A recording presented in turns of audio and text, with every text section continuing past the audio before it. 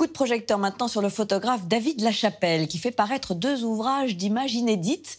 La star de la pop culture, retirée du monde dans sa forêt hawaïenne, publie ici les 4e et 5e volumes de son anthologie. 30 ans de carrière, une œuvre empreinte de surréalisme, d'érotisme, qui propose une satire de notre société. Matteo Caranta décrypte son univers.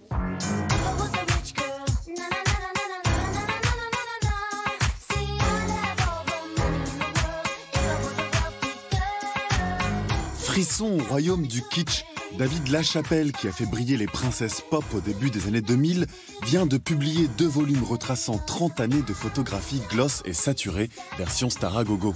Je fais des portraits de ceux qui m'intéressent, de ceux qui font le monde aujourd'hui. Celui qui a commencé la photographie en noir et blanc aux côtés d'Andy Warhol s'est fait connaître dans les magazines pour ses publicités et ses mises en scène porno chic. Un jeu autour du corps comme objet de désir et de consommation. Bref, David Lachapelle est un empereur pop et il connaît son latin. Le mot pop vient du latin, vox populi, la voix du peuple. J'aime cette idée de voix du peuple, de faire un travail accessible.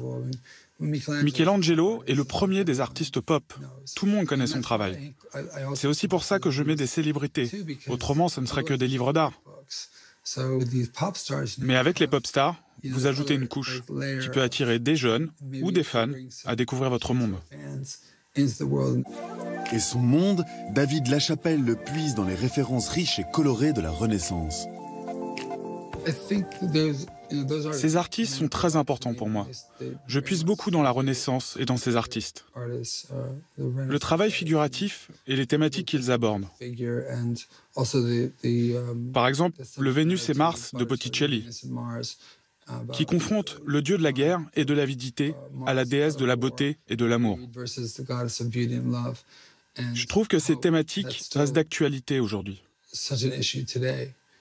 Nous avons les mêmes problèmes que les Grecs et que Botticelli a mis en scène à la Renaissance. Et si nous avons progressé en termes techniques, ce n'est pas le cas d'un point de vue moral ou spirituel. Ces tableaux à lui, David Lachapelle leur donne vie dans son studio dans lequel il conçoit toutes ses fresques.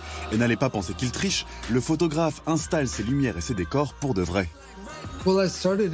J'ai commencé à travailler en argentique, et donc je pense argentique, puisque je n'ai fait que ça pendant 20 ans. J'ai commencé quand j'avais 17 ans.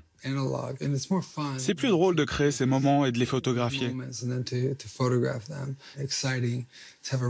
C'est excitant d'avoir une vraie scène à shooter, de se laisser porter par la magie, la spontanéité et les accidents du moment.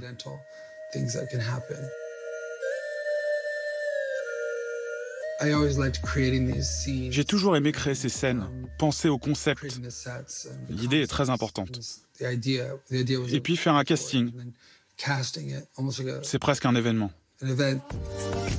Mais Lachapelle n'est pas seulement un performeur exubérant, comme le montre sa série de photos Paradis, où il explore la vie après la mort. J'ai toujours voulu photographier l'inphotographiable et l'idée de l'âme et de la vie après la mort. Bien avant que le numérique existe, je photographiais des anges. Je crois que l'artiste doit apporter de la clarté et de l'espoir, montrer la beauté du corps. Mon but n'est pas d'amener plus d'horreur et de laideur et de chagrin dans ce monde. Comme ma série de photos de stations essence et de raffineries, il s'agissait de traiter de l'ère industrielle, de montrer comment elle avait changé le monde plus que n'importe quelle autre action de l'homme avant cela. Donc, même quand on parle de sujets sérieux, je veux utiliser la beauté comme un outil pour que les gens la regardent. L'art nous inspire et peut nous amener à un niveau supérieur.